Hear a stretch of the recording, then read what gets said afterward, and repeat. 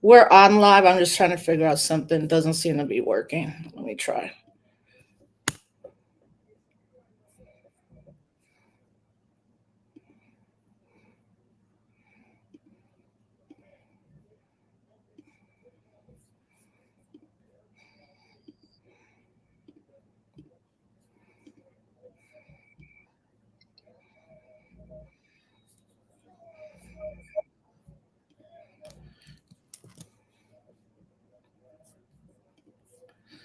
Oh man, I'm trying to figure this out.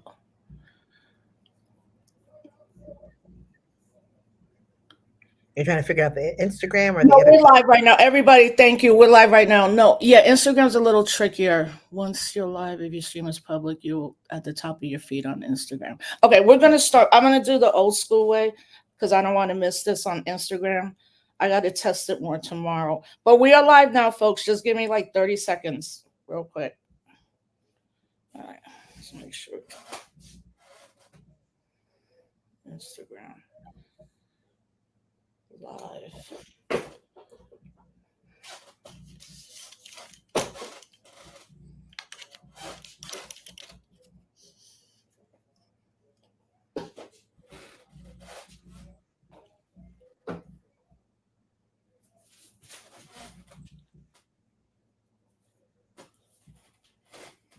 Okay, we're good to go. Hello, everybody. Hope all is well wherever you are tuning in.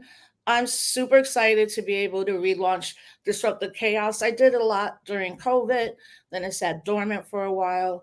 And I'm just grateful to be in partnership with Cooperation Jackson, who's the sponsor for this.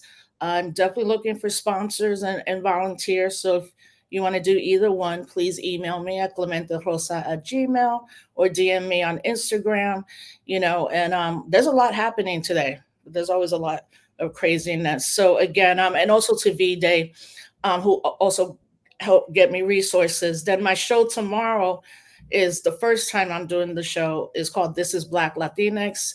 You know, I waited to launch it as a complete intervention around the language of Hispanic Heritage Month, but there's a lot of incredible work happening, and my work really differs from a lot of folks who their work is connected maybe in Colombia, Brazil, even Puerto Rico, Cuba, but I am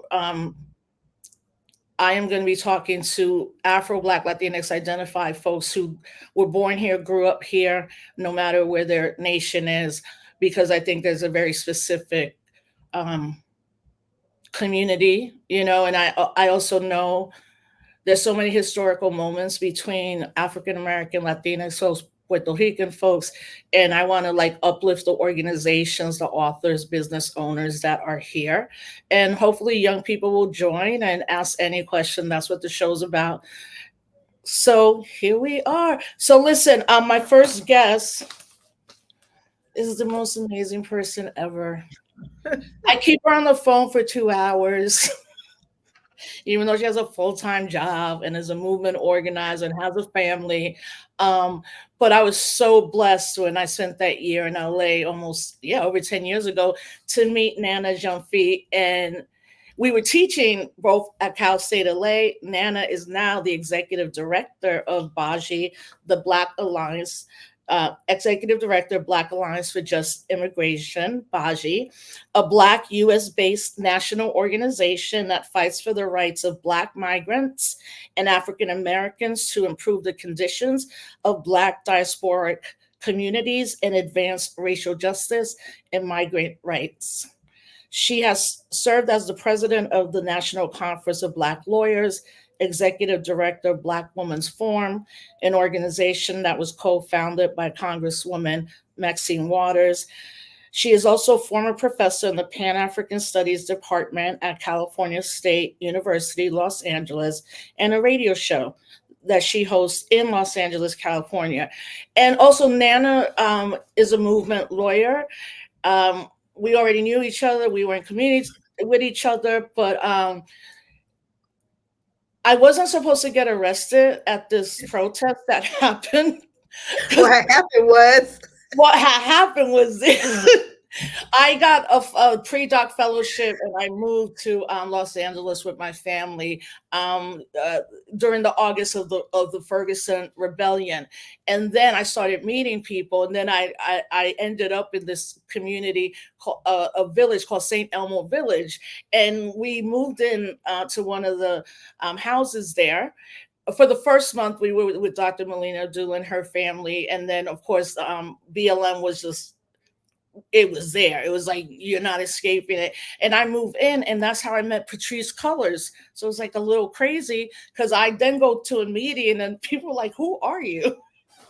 And I was like, "Hi, I'm Rosa. I'm a Black Puerto Rican. That's my daughter," kind of thing. But there was a protest. It was the first one to take over the highways. I literally did go there as a journalist, okay? Because even my husband's like, "We've been here 5 weeks. Do not get arrested." I'm like, "I'm not going to get arrested." And I got arrested. But it wasn't my fault. It was the cops' fault. It was their fault for pulling the guns. I'm a journalist, but I'm like, I'm not gonna let nothing like that go because I'm not really like a journalist like that. I'm gonna intervene. I did. We were arrested. Like 50 is the craziest, most beautiful thing I've been part of. And then like a year later, they were like, we're gonna take y'all to court. And Nana was our lawyer. And I just remember being like, they're going to spend all this money for us six people, misdemeanors. And the thing I remember the most, I mean, we were there day to day, like 9 to 5, day to day. Then we would make sure we're eating, come back. But when Nana did her closing remarks, and I use this now all the time, she invoked Dr. King and Rosa Parks and was like, they have never been arrested, but my clients have. That's a problem. And I was like, yes, like, wait a minute. They never, well, that's what Martin Luther King got arrested. But what Nana would say was like nobody was taken to trial. So of course they got arrested, Dr. King and Rosa Parks, but they didn't go through a trial. And they spent like a lot of money, and we were there for like 3.5 weeks. And it was just for me, Nana, like it was to see the legal experience from that, and to see that like most of the court officers were Latinos because it was in East LA, Mhm. but then to have this incredible judge. I remember she was Judge Bourne. I remember that because we were like, oh, like the movies kind of thing. But also I had never been like saw a jury be composed, and I didn't know. I would have never thought just even get a jury would take longer than the actual trial itself, Did. Yep. right? So Yeah. now Nana's out there here been doing the work, especially with BAJI. So Nana, thank you for being our first guest. I have so much love and respect for you and what you do for the movement. And I'm so glad that we were in each other's worlds since you went to Cornell Law, knew Dr. Turner. I went there, not at the same time, but we are also part of that world. So thank you for coming on and being our first guest. Thank you for having me. I'm very excited. First of all, I'm really excited for the work that you are doing consistently, with commitment and dedication and fire and passion. I'm so glad that Disrupt the Chaos is back because chaos is back. It's Not to say it wasn't chaotic, but we can see the chaos agents are back and they're doing their dirty work. And so this is really important, what you're doing here, what you've been doing, the fact that this is back on the block and happening, and making sure that we're able to push past all of the noise, because it is a lot of noise, it is a lot of chaos, it is meant to keep us breathless and tired and confused, and we need folks like you, Rosa, to help us to be calm, to be energized, to be clear. So very glad to be here and hope I can add a little bit to the disruption that we're trying to do here. Yeah, and for me, once I knew about Baji, I had never thought in that way of immigration. You, I just assumed like it was mostly Latinos, right? Like I wouldn't, and Haitians, of course, and Cubans, but I would have never been able to understand. Okay, but now we're also seeing, Chinese immigrants coming to this country, and the rhetoric is so gross and disgusting, but also I know that immigration movement and spaces had to include Black African people, and I'm so happy to have Baji who gives me that type of information all the time. So um, right now, let's just go Springfield, Ohio. Please explain. So, I mean, the thing is, I think it's important for people to recognize a couple of things. Firstly, what we're hearing in terms of the anti-Black racist venom that we're hearing, particularly around this Springfield issue. This is part of a continuum, right? This is not some weird thing that just popped out of somebody's head and it's just happening now. This is part of a continuum of a type of xenophobia that is particular to Black people because of anti Blackness. And Hmm. so, when you look at this attack on people's food, that's like anti Black 101, right? You have African Americans to this day that don't want to be photographed eating watermelon. Why is that? Right? Mm, Because there's this negativity that's been associated with like delicious watermelon and delicious fried chicken. Like you're right. supposed to be embarrassed that you eat that. And Mm, then we can take that to, Afro Boricuan food. We can point to all of these places where we're being told that how we eat is subhuman, right? That we eat like animals somehow, that we're not, the refinement of human dietary predilections are not what we have until it becomes popular to them, right? Now you can't buy oxtails, okay? But when I was younger and we described to people what oxtails were, people would hold their nose up. White folks were disgusted. And now they're making oxtail pizza, oxtail this, oxtail that. It yeah. becomes a delicacy, right? And so there is this general anti Blackness about Black food.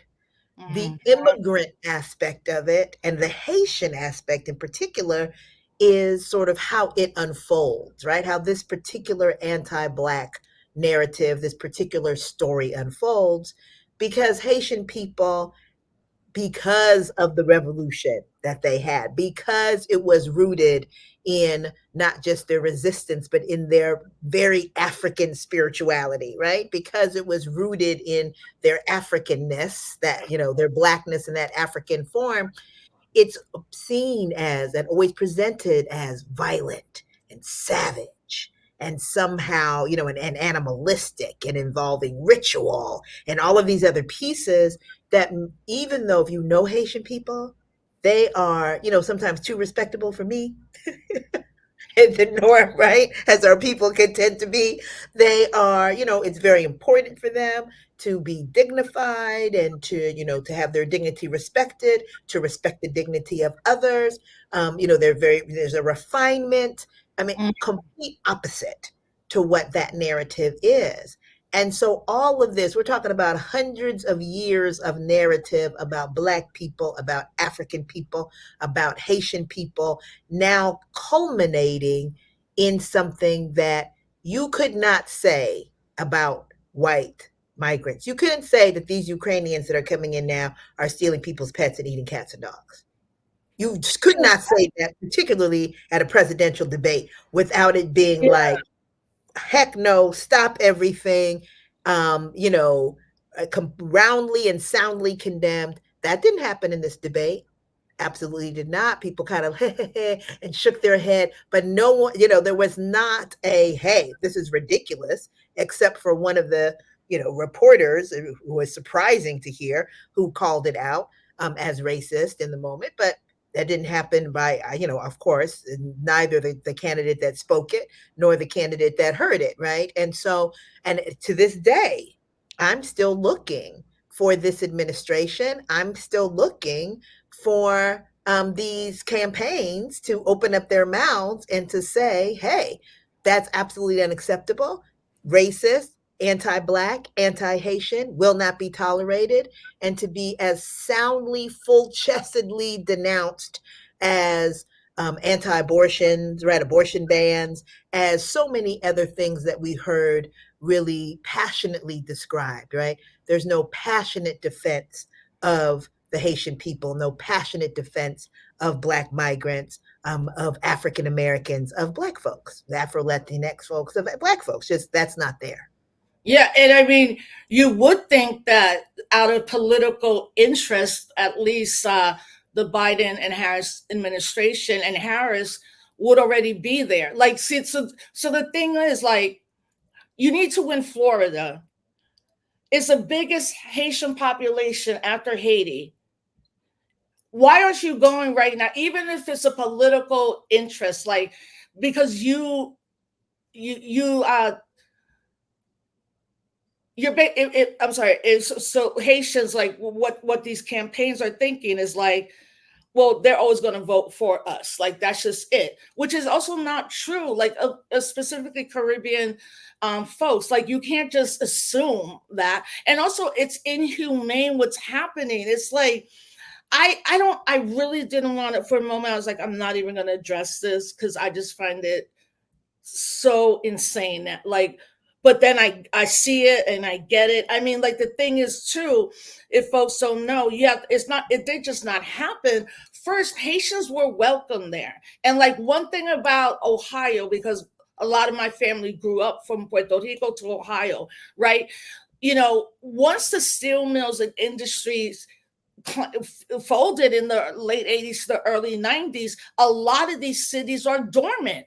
So here you have an entire new population that's coming in that's going to have resources to buy food and have some have an apartment. They're Increase working your census numbers. Increase right, your census right. numbers. Look, my brother Pius Ali, who's the mayor pro tem in Portland, Maine, comes from Ghana, first Muslim elected, African elected to city council. Remember when 44 and a half cent did the first busing and bus people to San Antonio and Portland? He was Yeah, like, bring it on, baby. We need more people. We ain't got enough people up here. So we're happy with that. yeah. And you said Portland, Maine, right? Portland, Maine. Yeah. Yeah, and I mean, yeah, in upstate in this area to the New England area, like it again, it's been immigrants who are saving these communities that've been on the decline. You know, but I'm glad you started off with like some. I think like people get it, like the food thing, right? Because the minute you said it reminded me of course, bringing my lunch to school and being made fun of when my Asian friends brought their being made fun of, right? And then you're right, like the system or capitalism co-ops us. It's like the avocado. It's like we've been eating them things for hundreds of years. You didn't like them before. Now there's a whole industry of avocado. I'm like, I'm not paying $12 for an avocado on some toast. Like, Claro. there's a whole like industry, but that speaks to the capitalistic nature of like, once particularly capitalism and white folks co-opt that, it's like it's never been seen before. But it is distressing what's happening there. So what are the people that down there, folks that what are they saying right now about the safety of Haitian people? Are their community people? Because I did see the parents of the young boy who was killed, and the driver was Haitian well, they say he was under the influence. But even they made a statement like, stop using our son, like, stop trying to divide us. We're humans, right? And then lastly, the person who started the whole rumor admitted he lied. But it's like too late. It's out there. So what are you hearing from folks down there? Yeah, I mean, in terms of BAJI, Ohio is not one of our main places, but thankfully we have networks, right? And so we've been able to connect with our networks with organization that is Haitian folks volunteering, doing work there, and just trying to check the temperature, what's happening there, how are people feeling? And for some people, it's really shocking. Haitians increased the population of Springfield by 25%. That is like how many Haitians are there. And again, to your point, initially, had the typical issues of racism, etc., but not this targeting of Haitian people. And so I think partly they're in shock because people who they were working with and going to school with and doing carpools with and all of this, now suddenly it feels like some of those people have turned against them out of the blue based on something that everyone knows is a lie, right? And clearly racist and outrageous. There always, there's a fear factor. People are feeling nervous. And, it makes sense. When people were calling COVID the Chinese flu and all of that, suddenly we saw Asian folks, regardless of their origin, being attacked, and of course the murders of the Korean women, for example, in the mall. You know, all of these things when you have this anti, right, Asian sentiment, Yeah. whether it's because you're mad at China, mad at COVID, whatever it is. And so you see the same thing happening here, where now you have bomb threat at the school, and then you have like some threats that are real and some that are you're not sure if they're real or not, but it doesn't matter. Now everything sorts of escalates, and you want people not to feel frightened, excuse me, but it's hard for them not to feel frightened. And so they're trying to cool people in the community down. They're trying to cool the temperature down because this is like a fireball that was just thrown at them. They were living their regular lives. And then all of a sudden, this has happened. And then I also have been reaching out to folks in Ohio that are helping out the Mauritanian community. One of the highest percentages of Mauritanians living in the United States live in Ohio and Pennsylvania. So reaching out to them, reaching out to the Congolese, the Cameroonian community. Why? They're also feeling the heat because Right. to these ignoramuses, Yeah, they they're don't know a Haitian from a yeah. Ghanaian, from a Cameroonian, from a Mm, Mauritanian. As far as they're concerned, you a dark skinned person. If you know, either I don't understand what you're saying if I'm hearing you, or even without hearing you, I've just determined that you one of them. And then here comes the hate and here comes the negative energy. And so it's a situation in which people, yes, are feeling frightened, but people also are doing what we always do in those circumstances, which is to, then huddle together, right? Get closer, pay more attention, look out for each other's safety, do those kinds of things. And, I think that for some folks, they're hoping it blows over. I don't know how blowing over it's going to happen between now and the election because they're escalating actually. Now they're talking about HIV and everything else, right? mm. Um, Which they but did in the 80s. We're blaming Haitians for the AIDS pandemic. Exactly. So now they're, whispering, not whispering, JD Vance is saying it, they're talking about it out here in this world. And so that, I'm like, I don't know how blowover it's gonna be. But what I am happy to hear about is that we're doing what we do, right? Which is to close ranks, to take care, to provide support. They have a lot of people, Haitian and otherwise, who are providing support, who are offering support. I do think that there's a responsibility that all candidates have, whether they be local all the way to the national, wherever you are, to speak up about this and against this, and to make it clear that this is outrageous and unacceptable, and to speak in support of Haitian migrants and other Black migrants. I think that it's important for the media. That saying, if it bleeds, it leads. Hmm. Stop making us be the bleeders. Stop sacrificing us on the altar of your profit making. Because again, had a comment like that been made about Ukrainian migrants, we wouldn't still be hearing about it. The media would have nipped that in the bud, and you would be a pariah for repeating it. And instead, the media is having the same people repeat it on every single station in every single space, right? In terms of mainstream media, and keeping the energy of the thing going, providing a platform not just for these comments, but for even more virulent comments, and the cycle continues. Mm. So, what are the a couple of the current campaigns that Baji is doing? So we have a number of campaigns. I mean, one of them is a campaign that we call Blackness Is. We know that as part of this anti-immigrant push that really is coming from all over the place, that we are seeing more, particularly online schisms between African American community and Black migrant community. It's one of those things that's not necessarily happening in real life, like as people's interactions. It's happening a lot more digitally, but you and I know that what starts off digital easily Yeah. spills over into the streets. Like this started off digital, right? Right. And now it's spread into the streets.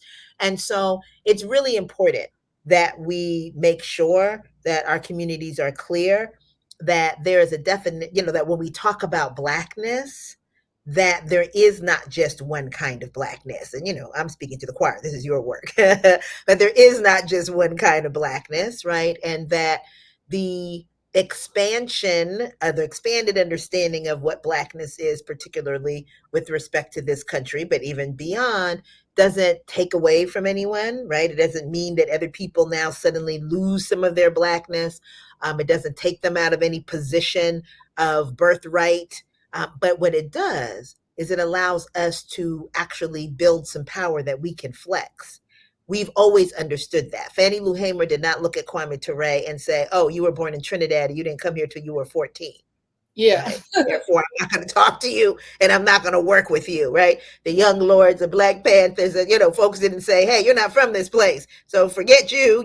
That's not how it worked. We understood that we had to, that it was to our best interest to flex. And, when you look at how power is built and how power is wielded in this country and in the systems of racial capitalism, you understand why it is important for us to really look at what Blackness is and to talk about that. So that is like a power building campaign that's really based upon story and based upon our interaction and based upon organizing.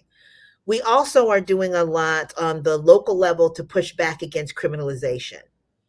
1994 crime bill, 30-year anniversary of its signing was this past Oh, week. that's right. Yeah. Absolutely. Mm. And we see all of the things that we saw in the 90s, whether, coming back, right? Instead of wilding in Central Park, which resulted in the wrongful, arrests and convictions of the Central Park Five, people are wilding in the Louis Vuitton store, right? But it's still that same notion of like wild young people, young Black people running around committing crimes, quote unquote crimes. I'll put that in quotes. You have the same thing happening with the notion of Black migrants, right? It's like they are criminals, the migrants are the criminals. All of this conversation about people not being human beings, but actually being criminals, and folks focusing on enforcement as a solution as opposed to care. This is all, I'm not saying the 90s is where it all started, but clearly the late 80s, the 90s is where we see, culminating in the 94 crime bill, this move to punish, punish, punish. And Which so is whether interesting because Reagan did um what was it, the full thing. He didn't decriminalize it. What he did was like give at that time status to all, right, amnesty, undocumented people, right? amnesty. So you're like the Republican president. There's a lot of reasons he did that, but then linking it to the Democratic Party where we're at now. What, like, first explain to people what is actually happening on the border, and not only the southern border. I live near the Canadian border and people are being going that trek, which I don't even, how could you, that's like a what, 8 month trek to go all the way from the southern to the northern. But um Harris's and Biden's role in just more chaos, and what does happen with, if Harris wins, we know. Oh, you know what, if Trump wins, what does that look like? If Harris, what does it look like for our people on both borders that are dehumanized every day and are living in horrific conditions in some of the big cities here in the United States?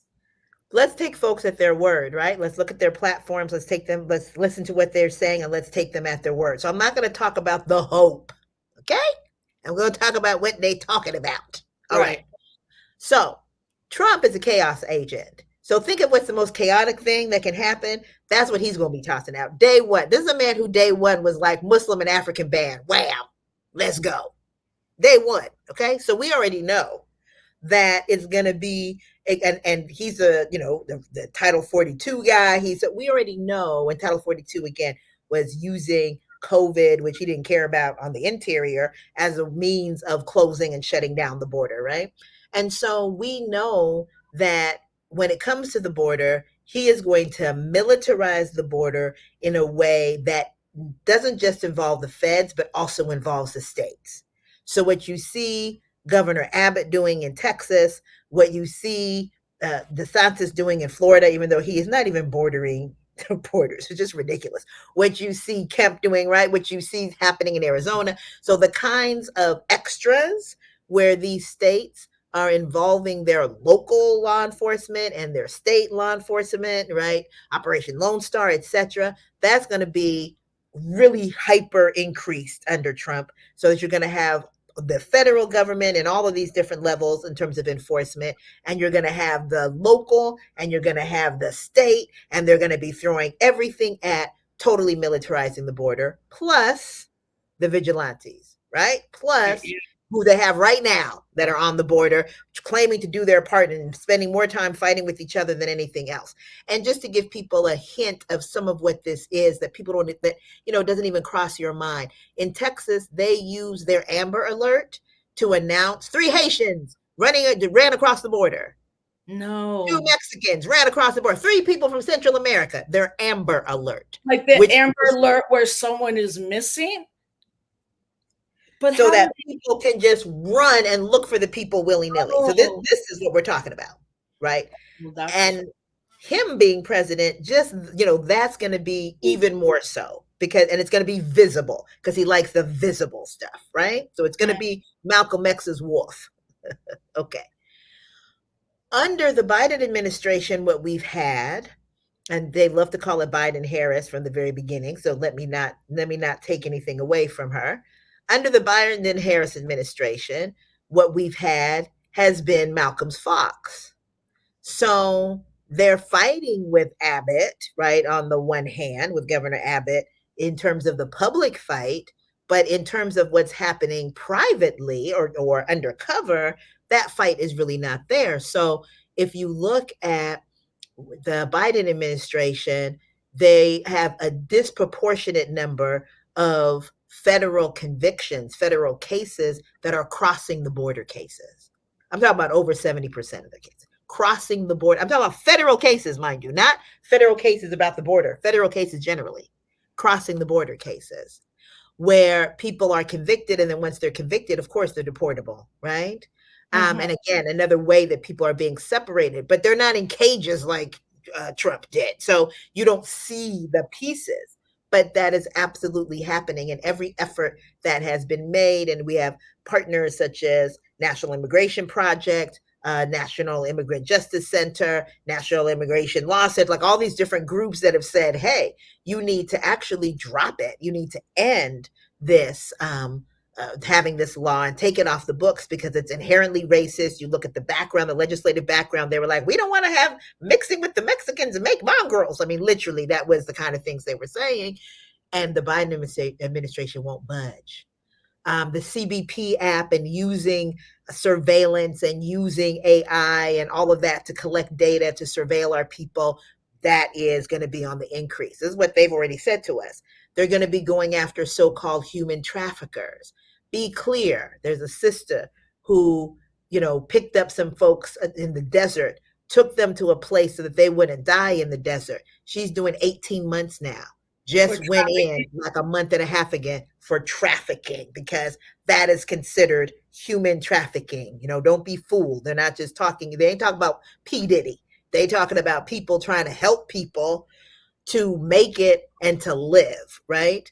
When they're talking about fentanyl, we know that most fentanyl and drugs that come into this country come by plane. They don't come across the border, but it's an excuse to stop people, to search people. So it's going to be that. And then they have this asylum ban, which basically requires you to do things, in other countries, and to pass through obstacles in other countries and apply for asylum and do all these things in other countries before you even make it to the United States. Beyond being against international law and beyond being against U.S. asylum law, you're talking about disproportionate violence to Black people who are being required to be stuck in countries that aren't really nice to their own Black people. And so people are being raped, robbed, disappeared, kidnapped. All kinds of things are happening. And this is under Biden Harris. Plus the expulsions, more deportations than ever. Has deported more folks than any other president up until this time. Detention numbers, more detained people than ever. more people imprisoned in the criminal prison system, federal prison system than ever. So this just gives you a sense. It doesn't look it. It's not out here like the big bad wolf. It's not out here looking Yeah. all terrifying, but it's still terrifying. So, your family are from Ghana. So I'm always curious when you go back home, like, what do they say about what's going on here? I'm just Well, it curious. depends on it depends on who we're talking We about and talk- what I they know, know. but I'm interested in knowing, obviously, other people from out the United States and what they see and what do they think about where this country is as it regards, you know, yeah, not just, I'm not saying regards immigration, but just in general. I'm always curious about that. It's interesting. Yeah, I mean, it is interesting. We just did something recently here, Baji, at the Congressional Black Caucus, like a parallel event, not in the caucus, but a parallel event with our comrades at Build Power and Kendrick Sampson. And one of the things he was talking about are the stories that Hollywood and other media have told, and that its role in US imperialism and how people think of the US, right? And so there are so many people in Ghana in other countries who still understand the United States to be this land of the free and the home of the brave. That you should be able, like, if you get here, you're going to be able to, finally find that key card to white heaven or something, Hmm. and then people are really disappointed. I mean, we talk to asylum seekers who, of course, are happy to be out of the frying pan, but are also smelling that they might be in the fire, in a different kind of way. And they're really disappointed. It's not that they're not going to still move, they're not going to still try. When I say move, they're not going to move forward, they're not going to still try, they're not going to do what they can to raise, get money and send it back home. But they definitely realize that there's been a bait and switch. Like, this is not what they thought they were getting, because at home people has this vision based upon media, based upon movies, based upon people like me who may be born here or come here and then go home and don't tell the story about what we're dealing with here, how difficult it is here, how people are literally working hard to get a check and then turning their whole check over, what rent is here. You know what I'm saying? Like, how isolated we are here. At home, Rosa, we're not isolated. We're Yeah. not isolated. You're living with people. There's people around. Even if you're living in a Western type setup with your own apartment, you know everybody on your floor. It's Mhm. like you're not isolated here. I mean, what do we see? Some situation where this woman passed away at the job and they didn't even know she was in the cubicle for 4 days. They I didn't know even know the that. woman was there. Okay, Yeah. because that's what this life is. And so I think people have this vision of something else and kind of don't really know what they have.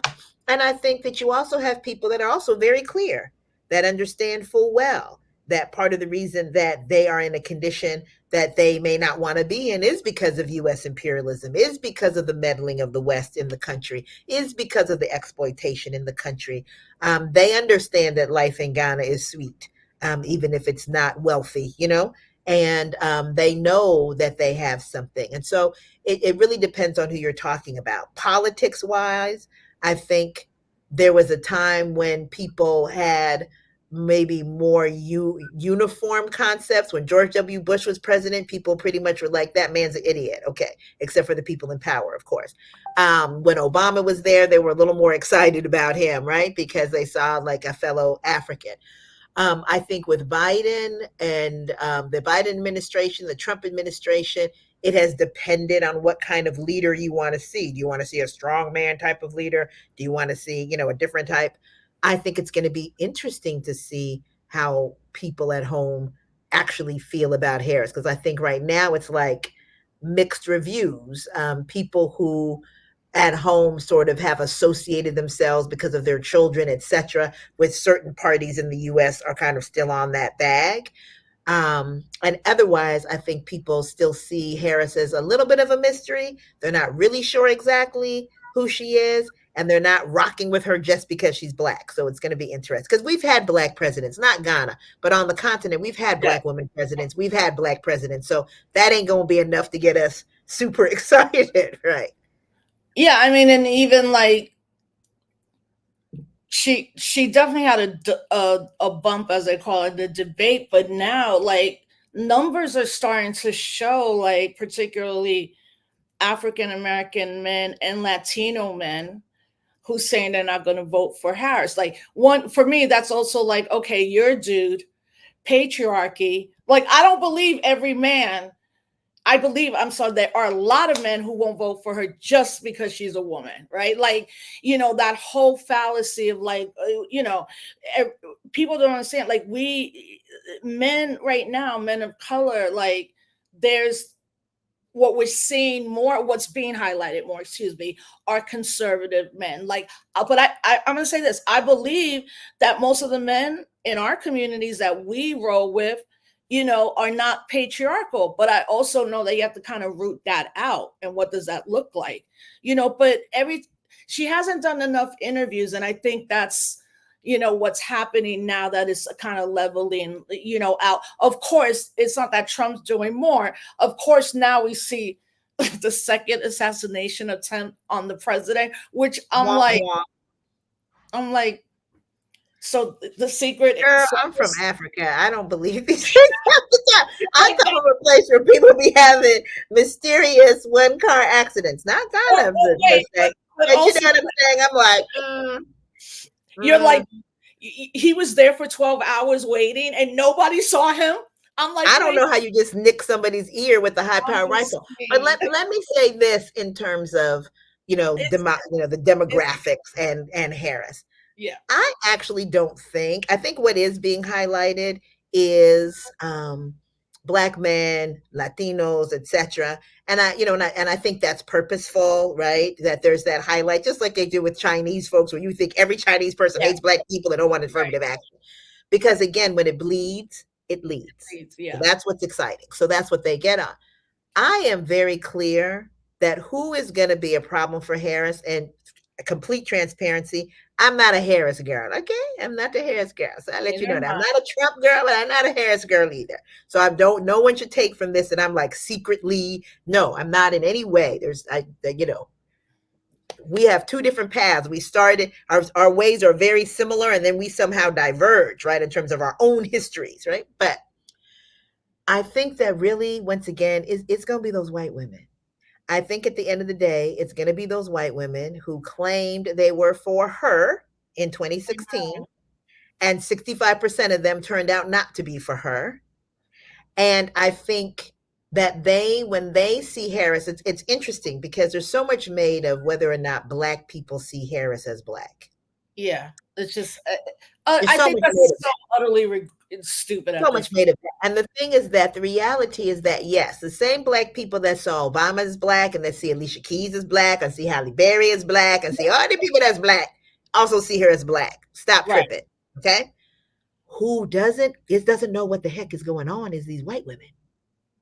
Because I've literally heard people talking about white women, how at least with Barack, they knew that his mother was American, but you Mm. know, quote unquote white. They didn't say the white part, but we know what's said here, right?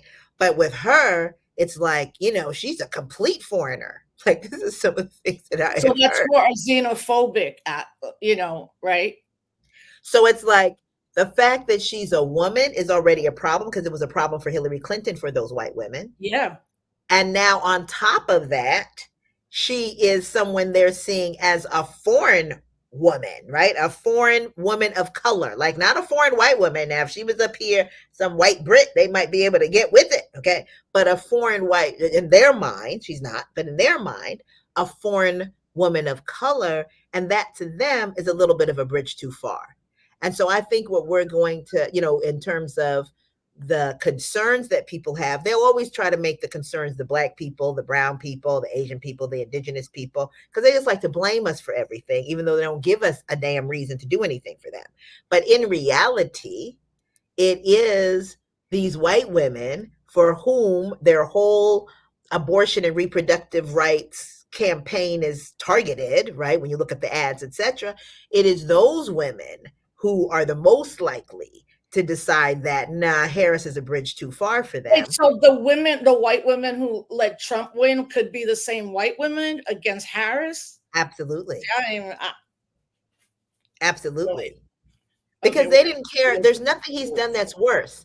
Everything that he's done, he's doing now is the horribleness he was doing before, and they voted for him. They yeah. voted for But then him. they voted for, well, then, I mean, the African American woman vote, we clear where it's going, but then they voted for Biden just based on their own kind of like patriarchal, the internalization of patriarchy for them is why they voted then for Biden. Is why who voted for Biden? Well, white women, like, right? The white women who voted for So I don't Biden. think that the white women, I don't think those same white women are the white women who voted for Trump. I don't think that they up and Oh, okay. flipped. I think we brought people out. We're not getting the credit for bringing people out in 2020 to stand in lines for 10 hours with COVID and all of that, right? When I say we, I'm talking about the Black, the Black brown, the women, Asian, the yeah, indigenous absolutely. folks, particularly women who, and queer folks, gender nonconforming folks who took it to the wall because we were clear about what kind of danger this person could be. He still got the most votes of any Republican president ever, the second most votes ever, right? Biden got the most votes ever. He got the second most votes ever. But that is because young people, like people who didn't even normally vote, turned out. Yeah, Those same white women that were voting with their husbands, their Republican husbands, they continue to do that. got it. Yeah. And in this time around, because of Gaza, because of immigration policy, because of this, focus on enforcement and criminalization, the same crew that was willing to risk it all in 2020, I'm not hearing any of those people risking it all in 2024. But what I do, what we know is happening is that Palestinian people are done. They're like, we're Yeah, not that's what I'm voting for saying. it. Right. So then in that sense, again, Michigan, like people like Wise Michigan is important for a couple reasons. But look, you have a concerted strategic tactic right now from uncommitted. And then today, Rashida Tlaib went public. I'm not voting for Harris. Now, I'm going to say, I feel like all those other squad members, well, you took out Cori Bush. There's a reason they took out Cori Bush because, quote, she might be part of the squad, but she was beyond the squad and her everything she was talking about. So they spent what $3-5 million to take her out. So then you're left with AOC, who has beginning to be a disappointment. You got Ayanna Presley, you don't hear too much. Ilhan a little bit, but today Rashida was like, "F it, absolutely not." So now Rashida, as the most well-known elected Palestinian, right? They're going to be all the Palestinian people that were already there, but are going to be like, I'm going to go for everybody but the president, or I'm going to write somebody in, or I'm going to say uncommitted. Because if they go that way with Michigan, that's a wrap for Harris. And Well, how, see, here's the other thing also to think about, yeah, because when we look at the immigration, like the world of immigrants and immigrants of color, yes, I would say a sizable number of those people are going to, are not going to vote for Trump. I mean, that's clear. But there's also, some people are going to vote for Trump, or some people are not going to vote at all, well, right? yeah, I mean, part of the work we're trying to do is BAJI, and now our new C4 BAJI action is to say, hey, come out at least and let's look at these local and state races, because we don't have much to say. What can I say? Usually there's a carrot and a stick, and Baji's complaining about the stick and saying the carrot doesn't feed enough people, right? If the carrot leaves out this one, the carrot leaves out that one, and the stick beats them, those who are left out, this case, there's no carrot to even talk about. No one can talk about a carrot.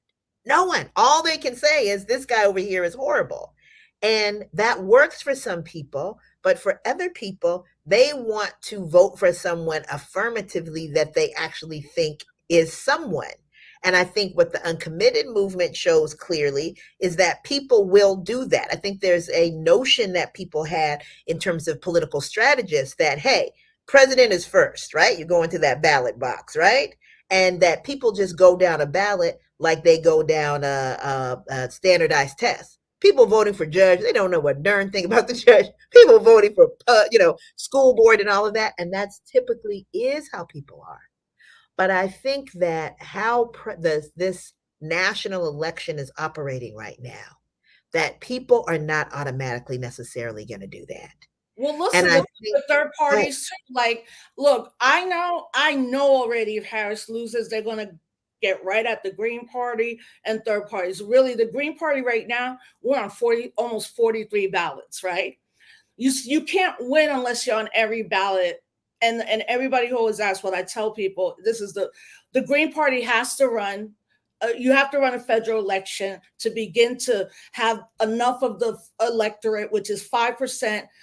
We're probably super close. I don't know. I think maybe the Green Party is going to garner that. But immediately, like, I don't know if you've been seeing the attacks specifically on the Green Party because we're polling from younger African American millennials, right? Like berating the Green Party and all of that. And it's like, listen, why are we even having a conversation right now about what there's only two parties? And I think that's why young people are expressing or seeing themselves, aligned with third parties because they're tired of the duopoly. They're tired of every time this happens and they tell us it's the most crucial election and then completely not doing anything for working people, from union people, and all of that, And I told everybody, I'm voting third party. Like, I vote my values, but I also have to understand I have a privilege of doing that in New York.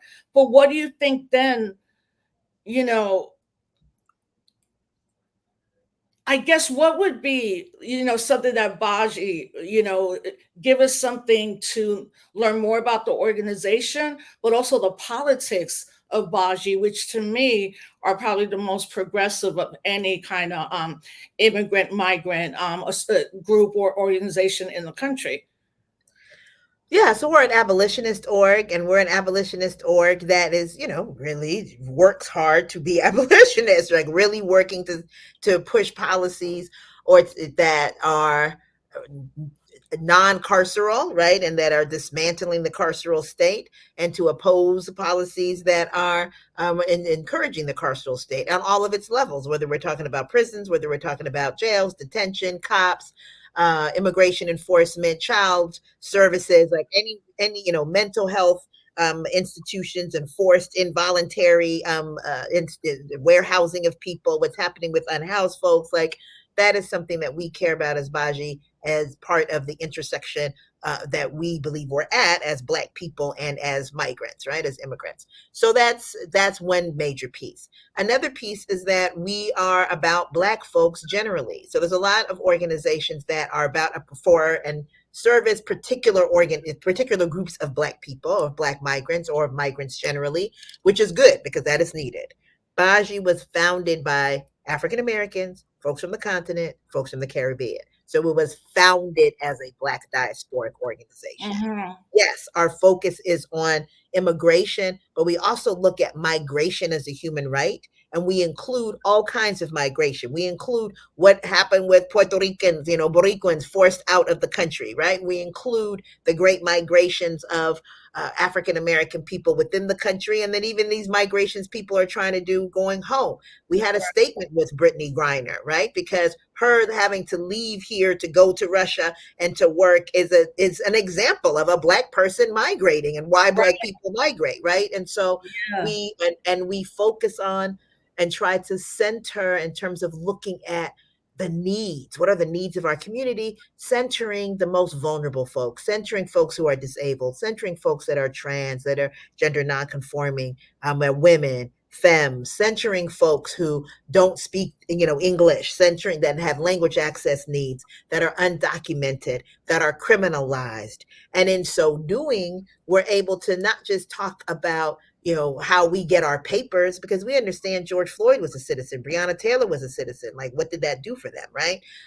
We talk about how we're able to live and thrive as human beings, and to fight criminalization, to fight exclusion, and to fight separation of Black folks from their families and communities. So when we look at it from that lens, it's why we focus a lot on the local and state when it comes to our power building work. We're in Oakland, we're in LA, we're in Houston, we're in Atlanta, we're in Miami, we're in Brooklyn, we're in DC.